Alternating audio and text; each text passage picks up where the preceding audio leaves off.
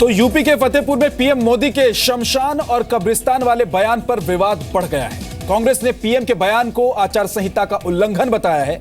चुनाव आयोग से शिकायत करने की बात भी चुनाव आयोग में जाकर शिकायत करेंगे कांग्रेस के नेता, यह कही गई है कांग्रेस के नेताओं के द्वारा। और यूपी सरकार के प्रवक्ता राजेंद्र चौधरी ने कहा है कि पीएम और अमित शाह राजनीति की भाषा को दूषित कर रहे हैं। आरजेडी से लेकर एनसीपी तक ने भी पीएम के बयान की निंदा की है। अब भी सुनिए पीएम के बयान पर कैसे जुबानी जंग छिड़ गई है। मतदाताओं को गुमराह करना ये राजनीतिक गुनाह है, ये अपराध है, ये पॉलिटिकल क्राइम है। नरेंद्र मोदी और अमित शाह दोनों आतंक पैदा कर रहे हैं लोकतंत्र में, राजनीतिक वातावरण को प्रदूषित कर रहे हैं दोनों।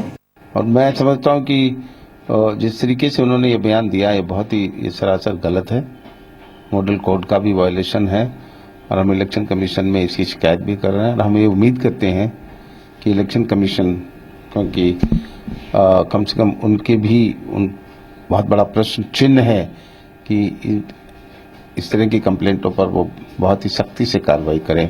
मुझे ऐसा लगता है और ये सच्चाई भी है कि भारतीय जनता पार्टी और प्रधानमंत्री जी बहुत ही डेस्परेट हैं, फ्रस्ट्रेटेड। चाहे समाजवादी पार्टी हो, चाहे बहुजन समाजवादी पार्टी हो, चाहे कांग्रेस पार्टी हो, ये लोग सिर्फ वोट बैंक के लिए ही राजनीति करते रहे, जबकि हम सबके लिए विकास कैसे हो, सबकी बात को प्रमुखता से कैसे रखा जाए। अगर रमजान के दिन बिजली आती है तो दिवाली पर भी 24 घंटे बिजली आनी चाहिए। अगर कहीं कब्रिस्तान बन रहा है तो शमशान भी बनना चाहिए। लेकिन अखिलेश के यहाँ तो वोट बैंक के चश्मे से अपराधियों को देखा जाता है। कौन अपराधी किस वर्ग से आता है, तो कुछ लोगों को तो गिरफ्तार ही नहीं किया जाता और कुछ को तुरंत गिरफ्तार कर लिया जाता है। यूपी सरकार के प्रवक्ता राजेंद्र चौधरी ने आपत्तिजनक बयान दिया है। राजेंद्र चौधरी ने पीएम मोदी और बीजेपी अध्यक्ष अमित शाह को आतंकवादी कहा है।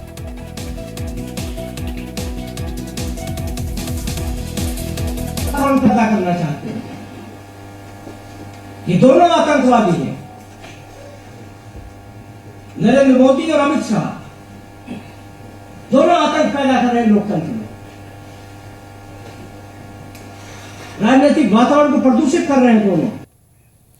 तो पीएम पर राजेंद्र चौधरी ने विवादित बयान दिया। इस पर बीजेपी यूपी के अध्यक्ष केशव प्रसाद मौर्य ने कहा कि यूपी की जनता जवाब देगी इसका। समाजवादी पार्टी बौखलाहट में मर्यादा का त्याग न करे। आतंकवादियों को छोड़ने वाले माननीय उच्च न्यायालय के द्वारा जब आदेश दिया गया तब रोका गया, और वह भारत के प्रधानमंत्री के बारे में, विश्व की सबसे बड़ी पार्टी के बारे में, उसके हमारे अध्यक्ष के बारे में अगर इस प्रकार की टिप्पणी करेंगे तो उनको मैं समझता हूं कि उत्तर प्रदेश की महान जनता दे चुकी है 2014 में। 2017 में ऐसा उत्तर मिलने जा रहा है जिसकी कल्पना उनको नहीं है। मर्यादा का ज्ञान नहीं रहता, उनको क्या बोलना चाहिए। अगर बौखलाहट भी इसका ज्ञान नहीं है तो पहले अध्ययन करें, तब वो सार्वजनिक रूप से टिप्पणी किया करें।